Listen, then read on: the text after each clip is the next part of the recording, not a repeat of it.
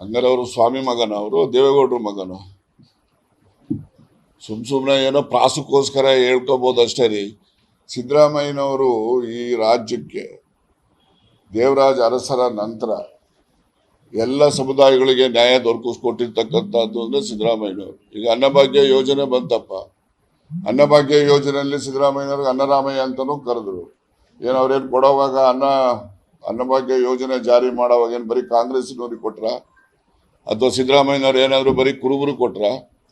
ಸಮಾಜದಲ್ಲಿರ್ತಕ್ಕಂಥ ಎಲ್ಲ ಸಮುದಾಯದಲ್ಲಿ ಯಾರು ಕೂಡ ಹಸುವಿನಿಂದ ಬಳಲಬಾರ್ದು ಅಂತಕ್ಕಂಥ ದೃಷ್ಟಿಯಿಂದ ಅನ್ನಭಾಗ್ಯ ಕಾರ್ಯಕ್ರಮ ಜಾರಿ ಮಾಡಿದಂಥದ್ದು ಇಡೀ ದೇಶದಲ್ಲಿ. ನಾವು ಬಹಳ ಜನ ಟೀಕೆನೂ ಮಾಡ್ಬೋದು, ಏನವ್ರ ಮನೆಯನ್ನು ತಂದ್ಕೊಟ್ಟಿಲ್ಲ ಬಿಡಪ್ಪ ಅಂತಾನು ಹೇಳ್ಬಿಡ್ಬೋದು ಸುಲಭನಾಗಿ. ಅವ್ರಿಗೆ ಉತ್ತರ ಹೇಳೋದು ಹಿಂದೆ ಇದ್ರಲ್ಲ ಮುಖ್ಯಮಂತ್ರಿಗಳೆಲ್ಲ, ಅವ್ರುಗಳೇನು ಯಾರು ಮನೆಯನ್ನು ತಂದ್ಕೊಡ್ತಾ ಇಲ್ಲ, ಅವ್ರಿಗೆ ಯಾಕೆ ಈ ಚಿಂತನೆ ಬರಲಿಲ್ಲ?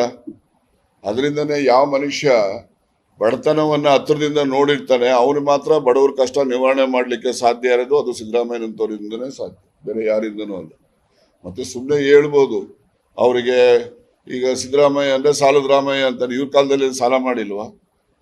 ಸಾಲ ಮಾಡ್ತಕ್ಕಂಥದ್ದು ಇದು ಸರ್ಕಾರದ ನಿರಂತರ ಪ್ರಕ್ರಿಯೆ ಅದು.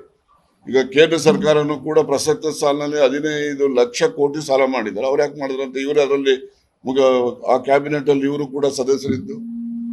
ಹಾಗಾಗಿ ಇದೆಲ್ಲ ಸುಮ್ಮನೆ ಟೀಕೆಗೋಸ್ಕರ ಟೀಕೆ ಮಾಡ್ತಕ್ಕಂಥದ್ದು ಒಪ್ತಕ್ಕಂಥ ವಾದ ಅಲ್ಲ.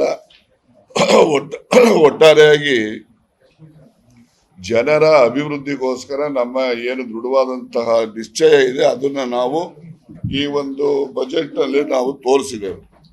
ಆ ಒಂದು ದೃಷ್ಟಿನಲ್ಲಿ ಅದನ್ನ ನಾವು ಸ್ವಾಗತ ಮಾಡ್ತಕ್ಕಂಥದ್ದು.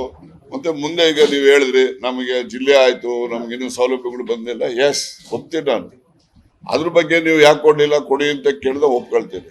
ಬಜೆಟೇ ಸರಿಗಿಲ್ಲ, ಇದು ಎಂಥದ್ದು ಸಾಬರು ಬಜೆಟ್, ಆ ಬಜೆಟ್ ಈ ಬಜೆಟ್ ಅಂದ್ರೆ ಅದು ರಾಜಕೀಯ ನಾಯಕರುಗಳ, ಹಿರಿಯ ನಾಯಕರುಗಳ ಮುಂದೆ ನಾವು ಆ ರೀತಿಯ